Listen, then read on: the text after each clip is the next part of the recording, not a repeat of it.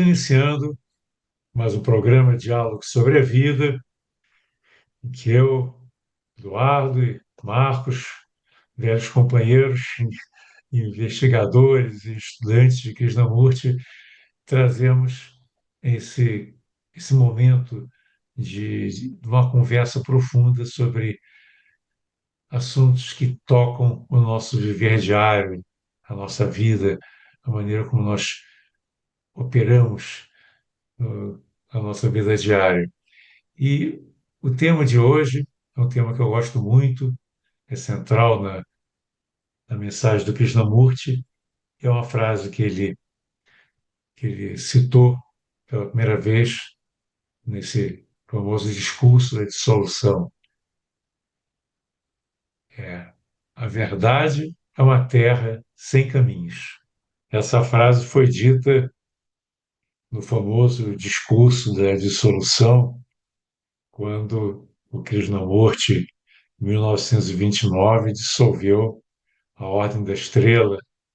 Isso aconteceu na Holanda, em Homem, numa reunião da Ordem da Estrela, onde haviam cerca de 3.000 pessoas, 3.000 membros da Ordem da Estrela reunidos. Ordem essa que havia sido criada em 1911 para preparar a vinda do instrutor do mundo. Era uma organização que tinha um vínculo muito profundo com a Sociedade Teosófica. Ela foi criada, né, por Anibesa e vários outros teosofistas, porque havia aquela percepção de que o Krishnamurti era aquele ser que vinha sendo esperado por muito tempo para ser o veículo do Senhor Maitreya, o veículo do instrutor do mundo, né? Essa tradição da vinda periódica do instrutor do mundo é uma tradição muito antiga e tá muito ligada à tradição védica, e a ideia é que a cada 2.000 anos uma nova encarnação do Senhor, do instrutor do mundo, do Senhor Maitreya, viria, a, se encarnaria, né? E a ideia é que esse, essa vinda do instrutor seria uma descida de uma dessa entidade que habitaria o corpo de um ser humano já preparado e com todas as condições para ser o veículo desse grande ser que seria o instrutor. A ideia é que o último grande instrutor do mundo foi Cristo, que habitou o corpo de Jesus. Mas isso aí não vem ao.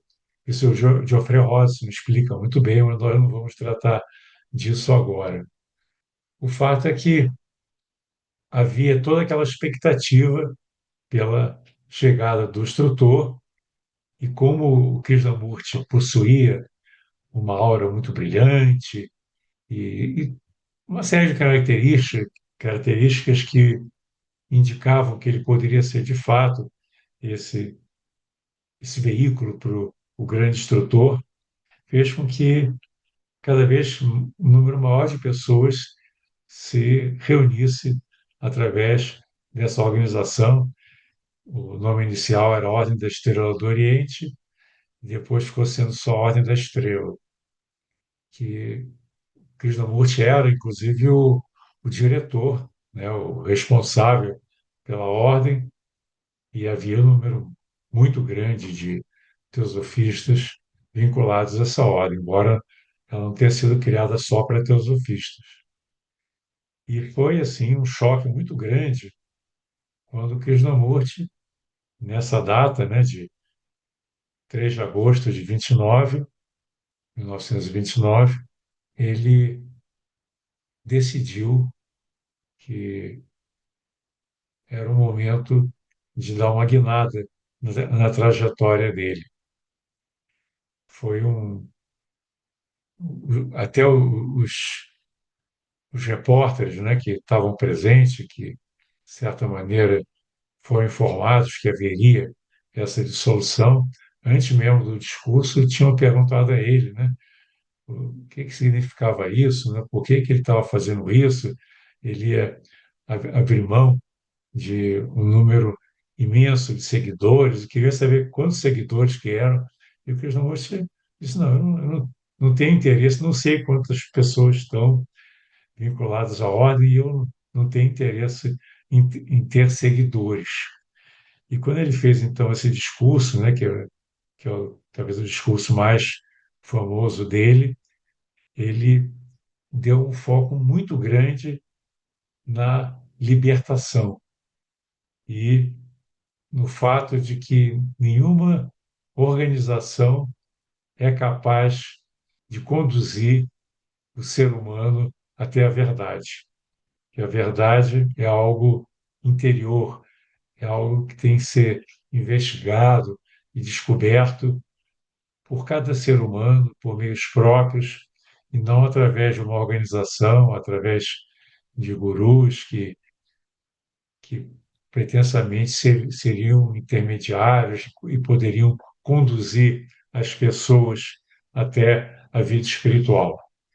Então, ele é muito enfático, né, em tentar mostrar que a vida espiritual não pode ser fruto de, de um processo de vínculo a uma organização que se coloca como intermediário, que interpreta as verdades e faz com que as pessoas possam se aproximar, então, né, da, da, da verdade suprema, da espiritualidade como um todo, né?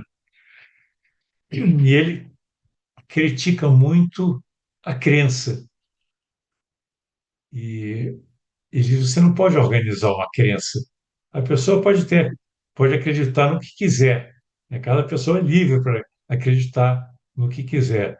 Mas quando você transforma uma crença numa instituição e estabelece que aquela crença deve ser difundida, deve ser levada a outras pessoas, aí você tem um problema, né? Então, ele diz que ele é contra que qualquer organização venha a conduzir ou mesmo a coagir as pessoas a descobrirem a sua verdade, que a verdade tem que ser descoberta por meios próprios. E ele dá um exemplo muito interessante nesse discurso. Ele diz: a verdade não pode ser rebaixada. O ser humano é que deve se elevar até vamos dizer assim, aquilo que representa a verdade, ou seja, aquilo que pertence a uma dimensão mais elevada da realidade. E ele faz uma metáfora. O pico da montanha não pode descer até o vale. Se o ser humano está no vale, ele tem que galgar, ele tem que escalar a montanha para chegar até o pico. O pico não vai descer até ele. Ele que tem que ir até o pico. Então, é interessante essa comparação que ele faz de que a verdade não vai ser abaixada, ela não vai ser trazida por alguém até a pessoa que está lá no vale. A pessoa que tem que se preparar, isso é o trabalho de autocultura, né, como nós chamamos, para poder passar por todos os desafios, enfrentar todos os perigos, né, os precipícios, como Krishnamurti disse, para chegar ao cume da montanha. Então, é bonito, né? Essa maneira como ele coloca a verdade como algo que está no outro patamar, que não pode ser vulgarizado, que não pode se transformar numa crença. A verdade é uma coisa, é algo, é que nem uma água limpa, né? Não contaminada. E na hora que você tenta diminuir a verdade, transformando numa crença, e essa crença é formalizada, é organizada, aí você tem um problema. Tem até uma historinha que ele conta logo no início do discurso, que é interessante. Ele diz o seguinte: é a história de como o diabo e um amigo dele estavam descendo a rua quando viram à sua frente um homem se agachar e pegar algo no chão. dar uma olhada e depois colocar no bolso. Aí o amigo que estava ao lado do diabo perguntou: que foi que que o homem pegou? Aí o diabo respondeu: ele pegou um pedaço da verdade. Aí o amigo do diabo falou: isso é um negócio muito ruim para você, então. Aí o diabo falou: não, de modo algum. O diabo retrucou: eu vou deixar que ele a organize. Então, esse é o problema do ser humano, né? Às vezes ele encontra, né, um fragmento da verdade e, e aí, vamos dizer assim, as forças, entre parênteses, né, diabólicas, permitem que ele organize aquela verdade e a verdade se transforma numa crença e perde a sua vitalidade. Então, dito isso, eu passo para o Márcio, que conhece muito bem esse discurso também, e sei que também aprecia muito essa mensagem que é muito tocante. Pois é, Eduardo. Realmente, essa frase que foi dita nesse célebre discurso, em que ele dissolveu uma organização que tinha 40 mil membros ao longo do planeta, devolveu as propriedades que tinham sido doadas, inclusive aquele local, o Castelo de Homem, onde houve essa reunião, foi devolvido aos antigos doadores, né? Eu vejo essa atitude dele como uma prova de incorruptibilidade. Porque tudo o que os gurus querem é seguidores e propriedades. Do que eles querem, né? E ele, assim, simplesmente provou que o trabalho dele não tem nada a ver com organizar a verdade, como você estava falando, né? E acho que essa frase dá um tom da mensagem dele como um todo. Porque enquanto na era antiga, que é a era de peixes, a era cristã, né? A tônica é aquela devoção, é a crença, é aquela coisa de uma certa obediência, né, uma certa submissão. A tônica da era de Aquário que ele traz é uma tônica das pessoas caminharem com as próprias pernas, né, descobrirem a verdade por si mesmas. Então, ao invés de seguirem, de serem levados pela mãozinha, igual ovelhas no rebanho, né, o ser humano tem que caminhar com as próprias pernas. E isso é o grande desafio de todos nós. Porque a gente é influenciado de todos os lados, bombardeado de todos os lados, de ideias, de crenças, de valores, ideologias. E isso vai formando a cabeça das pessoas. E essa formação aí é um feixe de condicionamentos que faz a pessoa ou ser da esquerda, ou ser da direita, ou ser budista, ou ser católico, ou ser do time de futebol tal. Quer dizer, são essas identificações todas que nós já conversamos aqui tantas vezes, né? Quando ele fala a verdade é uma terra sem caminhos, é que não tem pegada para você seguir. Nem as palavras dele. Ele é muito claro nisso, né? Ele fala: nenhum instrutor religioso, nenhum sistema político, filosófico, psicológico, nada pode levar o homem à verdade a não ser ele próprio, com o seu próprio zelo, o seu próprio cuidado, sua própria capacidade de perquirir o significado das coisas, né? Então, essa tônica é a tônica dessa era. As pessoas de mente mais aberta, elas não estão afim de simplesmente ficar acreditando, elas querem compreender por elas mesmas, né? Elas querem decifrar, penetrar no significado das situações e tal. Eu vejo também que Krishnamurti ele revoluciona tudo aquilo que se estabeleceu ao longo de séculos e séculos passados, né? E mais, ele não coloca a verdade como algo para ser possuído, né? Algo que. Porque quando você possui a verdade, ela já não é a verdade, ela já é uma crença. E a crença é um estado de memória, é um registro de memória, uma coisa que lhe pareceu verdadeira, você converteu ela em memória, né? E a partir dali você fica rígido naquilo, você fica parado naquilo. E ele diz que a verdade é uma coisa viva. Como assim? Como que a verdade pode ser uma coisa viva? Qual a natureza da verdade? Isso aí também vai vir de encontro ao lema da Sociedade Teosófica, quando fala: não há religião superior à verdade. E como a Sociedade Teosófica tem liberdade de pensamento, ela não se proclama dona da verdade. Ela não diz que eu tenho a verdade, né? Pelo contrário, ela não define nem a palavra teosofia, para deixar mais ampla liberdade a todos que quiserem investigar sobre a verdade, explorar o território da verdade, né? Então, Edu, eu acho que valeria a pena a gente também perquirir aqui nós o que significa verdade. Essa é uma palavra que para uns, isso é muito vago. Verdade pode ser qualquer coisa. Para outros, é uma coisa absoluta que vai atingir e tal. Eu acho que a gente tem que desmistificar o significado dessa palavra para talvez compreendê-la como um estado da consciência.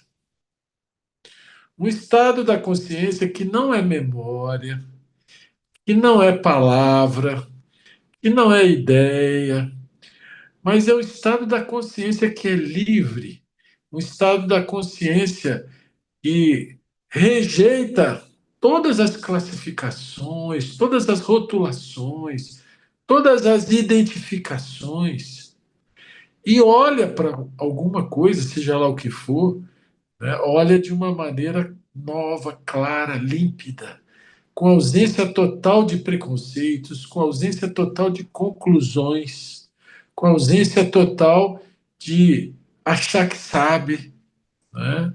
É, então, eu vejo que a verdade é um estado de ver as coisas como elas são. Mas, para uns, isso poderia parecer uma redundância, né? Isso é jogo de palavras, como são a verdade é o que são. Não, não. Quando a gente é capaz de ver alguma coisa totalmente desprovido de ideias, o olhar penetrante, o olhar claro, o olhar de quem tem uma sensibilidade para ouvir por inteiro, para sentir, né? Você não só percebe ah, as manifestações externas das coisas, mas também os significados internos dela, os propósitos, os motivos, né? As forças que estão operando, né? Seja dentro de nós mesmos, seja dos outros e nas relações também, né? Nós somos movidos por N energias. O próprio Krishnamurti diz que nós somos um vórtice de energias. E quando a gente começa a ver, sem julgar, sem concluir, sem rotular, sem classificar, sem dar nomes, isso é a coisa mais difícil do mundo, por quê? Porque nós somos viciados a fazer isso desde bebê, desde garotinho, já aprende as palavras, já vai pegando o sentido das coisas como memória, né? E a verdade é aquele olhar que transcende a memória. Portanto, é aquele estado da consciência sempre no presente ativo que percebe, que é um insight, né? Que saca aquela coisa que a ficha cai. Né? Você vê. Né? É algo muito sutil, mas ao mesmo tempo muito libertador. Aí você vai ouvir lá Jesus Cristo falando: conhecereis a verdade e ela vos libertará. Libertará de quê? Libertará de si mesmo, dos seus próprios valores, das suas próprias conclusões, das suas próprias certezas e entrar numa dimensão de liberdade, uma dimensão de olhar através de um estado de consciência que não é registrado na memória para ali depois você ficar repetindo, né? Porque a verdade nunca é uma repetição. E o Krishnamurti ele falava isso. Ele falava: a verdade, quando repetida, é uma mentira, né? É uma mentira por quê? Porque ela não é a verdade, ela é Memória, ela é mecânica. Enquanto o pensamento, que é uma reação da memória, ele funciona mecanicamente, né? Esse estado de ser, esse estado de olhar e perceber diretamente, ele não é mecânico, ao contrário, ele é sumamente sensível, sumamente presente, sumamente límpido e claro, né? E nós que vivemos submersos nesse mundo mental, a gente tem poucos lampejos desse estado que ele aponta com muito, com muita ênfase, né? Então, eu tenho a impressão, Edu, que para entrar nesse tema, a gente acaba voltando para o tema de como opera a nossa consciência, como funciona a nossa mente, né? Onde que o pensamento entra enquanto reação da memória, conceitos, preconceitos, crenças, divisões e egoísmo, tudo isso está incrustado, enraizado na nossa memória, né? Mas a consciência pode ser livre desses condicionamentos, né? Ele bateu muito nessa tecla. E muita gente até acha que o Krishnamurti se repete. Mas quem lê ou ouve o Krishnamurti pouco, né, e tem essa abertura, acaba percebendo que ele sempre fala de uma maneira nova.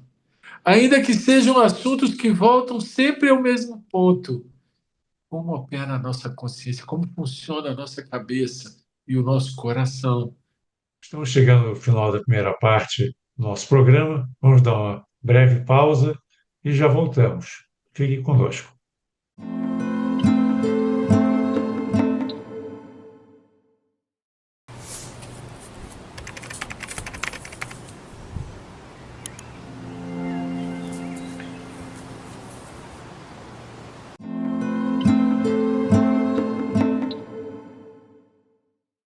Retomando o nosso diálogo sobre a vida, hoje nós estamos tratando daquela célebre afirmação do Krishnamurti de que a verdade é uma terra sem caminhos. Então, eu tenho a impressão que esse é um tema muito verdadeiro, muito profundo para a gente definir ele. A gente precisa, talvez, perceber que a verdade está além de palavras, que é aquele olhar sereno, manso que às vezes nos acontece, às vezes ela vem a nós, né? Tem até, tem até uma passagem que o Ravi Ravida perguntou para o próprio Krishnamurti, né? Existe um caminho para a verdade? E ele já disse, não, ela é uma terra sem caminhos. Mas aí o Ravi Ravida perguntou, mas pode haver um caminho da verdade para nós? E talvez o caminho da verdade para nós, e não de nós para ela, seja exatamente esse esvaziamento, né? Esse perceber a memória na sua função de memória para tudo que é prático e desacreditar de tudo que está ali registrado como crenças, valores, visões de mundo, todas essas coisas. Na medida que a gente consegue serenar esse espaço interno, seja na emoção, seja no pensamento, esvaziar mesmo, dar uma chance ao vazio. É, Aí a gente abre condições para que a verdade venha até nós, sob a forma do insight, daquela percepção espontânea, daquela clareza simples, daquele olhar que não tergiversa, não especula, não, não julga, né? É um nível de percepção, de consciência, de sensibilidade muito diferente. E a gente, às vezes, vem a nós, mas que provavelmente, se nós assentarmos as fundações, isso não é organizar a verdade, é um trabalho interno de cada um, assentarmos as fundações de sempre questionarmos, né? Ter essa abertura para questionar tudo, sempre. Aí as paredes vão sendo demolidas e uma luz nova vem na consciência, trazendo clareza, sim, profundamente clareza e um sentimento de amorosidade que não é nem sentimentalismo, nem emocionalismo, É o amor na sua dimensão mais pura, que é também inteligência, né? E que é também harmonia. Então, eu tenho a impressão que esse caminho não tem pegadas. Cada um tem que achar dentro de si mesmo. Cada um precisa ter essa disposição de questionar as suas próprias, entre aspas, verdades, para se abrir que outras percepções venham, sempre ampliando os horizontes. O que você acha, meu irmão? Pois é, nesse discurso, né, que nós estamos estudando hoje, existem dois elementos que são assim cruciais na mensagem do Krishnamurti. Uma, essa questão que a verdade é uma terra sem caminhos e que ninguém pode ensinar a verdade para você. E tem uma outra frase nesse discurso que também é fundamental dentro de toda a estrutura da mensagem do Krishnamurti. É quando ele diz o seguinte: estou interessado somente em uma coisa essencial. Estou interessado somente em uma coisa essencial: libertar o ser humano. Então, aí ele resume qual é a proposta dele. Primeiro, ele afirma que a verdade não pode ser enquadrada, não pode ser transformada numa crença, não pode ser rebaixada. E aí ele diz, ele define o propósito dele, qual é aquilo que é mais essencial no trabalho dele, né? Que é libertar o ser humano. Olha que missão maravilhosa essa, né? Que um ser humano se propõe. Talvez a coisa assim que mais sublime que você pode fazer com o ser humano é colaborar, inspirar, sem querer catequizar, para que a pessoa possa se libertar. E é interessante que as religiões fazem geralmente justamente o contrário. Elas condicionam o ser humano, fazem com que os seres humanos obedeçam a determinadas doutrinas, regras, eh, maneiras de se conduzirem na vida e acabam organizando, né, como o Krishnamurti critica, eh, aquilo que seria uma verdade, mas deixa de ser uma verdade e se transforma numa coisa, numa crença, que é um conjunto de ensinamentos rígidos que não permitem aquela maleabilidade, aquela disposição de abertura para o novo. Quando você cristaliza a verdade, ela deixa de ser verdade. Você corrompeu a verdade na medida que você cristalizou a verdade. E aí o novo não tem lugar. Porque na hora que você define o que é a verdade, quais são os ensinamentos fundamentais, qual é o comportamento que você deve ter, o que você deve achar, o que você não deve achar, o que é falso, bom, tudo está definido nos livros e nos sermões dos sacerdotes, não há espaço para o novo. E pior que isso, né? Os sacerdotes e as organizações passam a ser intérpretes da verdade. É como se o ser humano não tivesse capacidade de ser uma luz para si próprio. O Krishnamurti sempre propôs isso, né? Seja uma luz para você mesmo. Você é capaz de ir ao encontro da verdade. Você pode se abrir para ela. Mas quando a organização diz, não, eu tenho a verdade e eu vou te ensinar a verdade, eu vou te dar a oportunidade de se aproximar de Deus, e quando você pecar, quando você fizer algo errado, eu vou te dar, através de um sacramento, né, a possibilidade de você se redimir e poder novamente se aproximar de Deus. Então, você vê, é um jogo que é criado nas organizações que faz com que os fiéis reverenciem as autoridades, né? As autoridades que são geralmente os sacerdotes, que passam os seus intérpretes,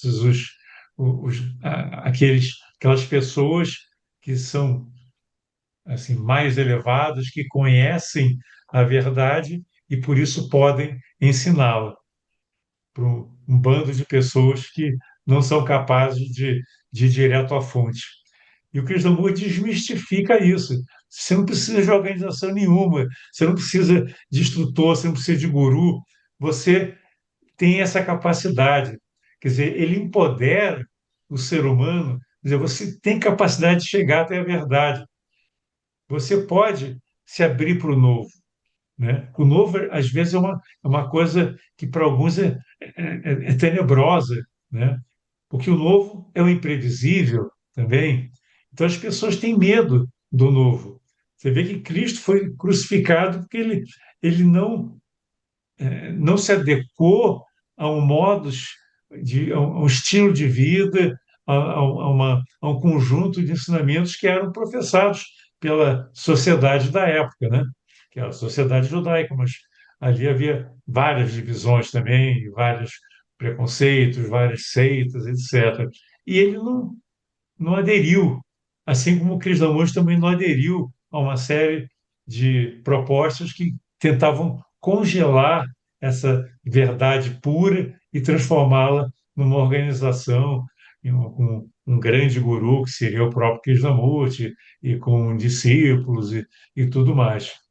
Então, é muito importante nós percebermos esse propósito que é a chave de todo o trabalho do Krishnamurti, essa disposição dele não aceitar qualquer rótulo, de não se colocar como autoridade e de propor que você tenha capacidade de descobrir a verdade, não seguindo ele, não repetindo o que ele fala, o que ele transmite, mas se abrindo para aquilo que é algo que está inerente ao ser humano, essa verdade interior, que não está fora, mas está dentro. Só que as pessoas, como ele diz, estão acostumadas à autoridade. Então, elas querem ser conduzidas, querem que alguém diga: siga esse caminho, vai por aqui, não vai por ali, faz isso, não faz aquilo, isso é perigoso, é pecado. E se você fizer pecado, você vem até aqui que te dá um jeitinho de, né, fazer. Você faz umas penitências, aí fica tudo bem de novo, você reza determinadas coisas, né? E o Krishnamurti quebra com toda essa estrutura e diz: a verdade está dentro de você, não está em outro lugar nenhum. E Do, eu vejo como os seres humanos têm essa vontade de ter acesso a alguém que conhece a verdade. Eu acho que até já mencionei uma vez, eu conheci uma organização quando eu morei na Inglaterra, eu estava fazendo meu mestrado lá, tinha um guru, estava muito na moda naquela época. Depois eu nem ouvi falar mais nele, chamava Guru Maharaj. Esse Guru Maharaj, ele era assim adorado, né, por um número muito grande de pessoas. Dentro da minha universidade tinha um grupo que se reunia regularmente e as pessoas doavam para a organização, para e havia uma proposta das pessoas cada vez ficarem mais simples. E aí eles me chamaram um dia para um grande encontro que ia haver sobre os ensinamentos desse guru. E aí a pessoa que estava, assim, o Cicerone, o organizador lá do evento, falou assim: vocês estão diante de uma organização que tem um chefe, um guru, que é diferente de todos os outros instrutores, porque o que ele fala é a verdade. Você tem os outros aí que falam um monte de coisa, mas somente o Guru Maharaj é capaz de falar a verdade. Você vê como é que como as pessoas jogam com a questão da autoridade, né? Dizendo que existe uma pessoa que ele, somente ele, é capaz de transmitir a verdade. E essa ideia de que a verdade está em pessoas, está nos livros, é um jogo que é feito para prender os fiéis, né? Você diz: esse livro contém a verdade e os outros não interessam, você fica preso àquela organização, àquele livro, aquele conjunto de ensinamentos, e qualquer outra coisa que seja diferente, que não bata exatamente, não repita aquilo que está no livro, que está nos dogmas, é rejeitado. Então, é uma maneira de você amarrar. E o Krishnamurti também vem com esse propósito muito nítido. O meu objetivo maior é libertar completamente o ser humano, incondicionalmente. Agora, nem todos os seres humanos estão dispostos a essa proposta de libertação. Eu penso que as pessoas gostam de ter uma referência, um sacerdote, uma organização. Poucas pessoas têm essa capacidade, essa disposição, essa vontade espiritual de ser totalmente livre, de não depender de nada. Então, É. isso é uma pergunta que eu deixo aqui para cada um refletir. Não existe uma resposta. Nós estamos realmente preparados para sermos incondicionalmente livres? Será? Edu, olha só, o Krishnamurti, nesse mesmo discurso, ele falou assim: eu não quero ser o mestre, eu quero ser o companheiro. Né? Então, ele muitas e muitas vezes ele falava: não, não aceite o que eu estou dizendo, vai investigar, olhe por você mesmo, procure descobrir por você mesmo. Né? Então, ele vem exatamente para quebrar essa coisa da autoridade espiritual. Né? Agora, olha só que interessante. Você mesmo falou que a organização foi criada em 1911 e ele foi o chefe dela até 1929, ou seja, quase 18 anos, né? Ele sendo apresentado como, desculpe, sendo apresentado como um novo Cristo, né? O veículo do Senhor Maitreya, o veículo do Cristo. Tem uma fala que ele fez nesse discurso que eu encontrei porque eu vi uma publicação antiga desse discurso. Mas as publicações mais recentes que a Fundação Krishnamurti fez desse discurso, essa frase foi omitida, que ele fala assim: vocês perguntam se eu sou o Cristo que volta. Aí ele responde: nunca saberão. Nunca saberão porque eu digo que eu tenho a água pura. E vocês não estão interessados na água, mas apenas no vaso que a contém. Olha que coisa forte. Né? Então, ao mesmo tempo, todo mundo fala: o Krishnamurti ele renegou a missão dele. Ele nunca renegou, né? Mas ele não quis que essa informação de que ele era o veículo servisse como autoridade para, a partir daí, você ficar acreditando no que ele fala, imitando o que ele fala e copiando. Tanto que os grupos que seguem só Krishnamurti, eles acabam ficando bitoladinho, repetindo as coisas que ele fala sem compreender, entendeu? É, e uma vez também, lá na Índia, lá em Vazanta Vihar, que era do outro lado do rio Adyar, né? A Sociedade Teosófica ficava de um lado e a Fundação Krishnamurti do outro. Diz que numa palestra lá, ele virou e falou assim: parece que o pessoal do outro lado do rio me entende melhor do que vocês, falou para o auditório que estava falando com ele, né? Então, até para você se aprofundar no tema dele, você não tem que seguir a risca, você não tem que concordar com tudo, você não tem que. Também não precisa discordar, entendeu? Você tem que fazer o seu próprio quebra-cabeças, você tem que fazer a sua própria descoberta. É algo que você vai desbravando dentro de você mesmo, né? É algo que você vai observando seus pensamentos, seus impulsos, né? Os seus desejos. Outro dia eu vi uma dele, dessas curtinhas, que ele fala assim: o desejo aprisiona o cérebro no tempo. Olha que frase. O desejo aprisiona o cérebro no tempo. Ou seja, enquanto a gente está nessa dimensão aqui, vou fazer, não vou fazer, vou conseguir isso, quero aquilo, a gente está preso no tempo, né? Quando a pessoa percebe que esse tempo não existe, só existe esse eterno agora, que pode ser vivido em plenitude se a gente conseguir sair dessa rede psicológica que nosso cérebro foi condicionado, nossa memória, a viver em função do passado e do futuro, né? Nesse jogo entre o passado e o futuro, e o presente sendo uma forma de criar um futuro de acordo com as minhas predileções do passado, né? Então, assim, ele fala coisas que você fica estarrecido, mas você tem que investigar. Essa questão do tempo, por exemplo, ele fala que o tempo é criado pelo pensamento. Cara, isso você tem que investigar por você. Não adianta você ficar repetindo isso, né? Então, eu acho que o grande diferencial da mensagem dele, da obra dele, é exatamente dizer: vai, descobre, anda com as suas pernas, né?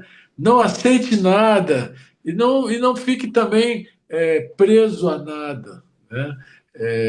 Eu percebo que esse enfoque é muito revolucionário, porque a cultura de milênios, é a cultura da adoração, do seguir, da autoridade. Não é só a autoridade do guarda do trânsito, a autoridade do policial, mas é a autoridade espiritual. Ah, fulano sabe.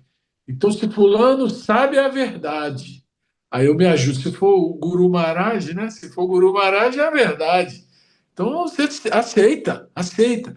E esse aceitar passivamente qualquer coisa é onde a gente vai criando a nossa própria prisão, né? Que a gente vai recebendo essas influências ao invés de despertar a nossa própria compreensão, livres inclusive das nossas próprias experiências. Isso é uma coisa que o Krishnamurti fala.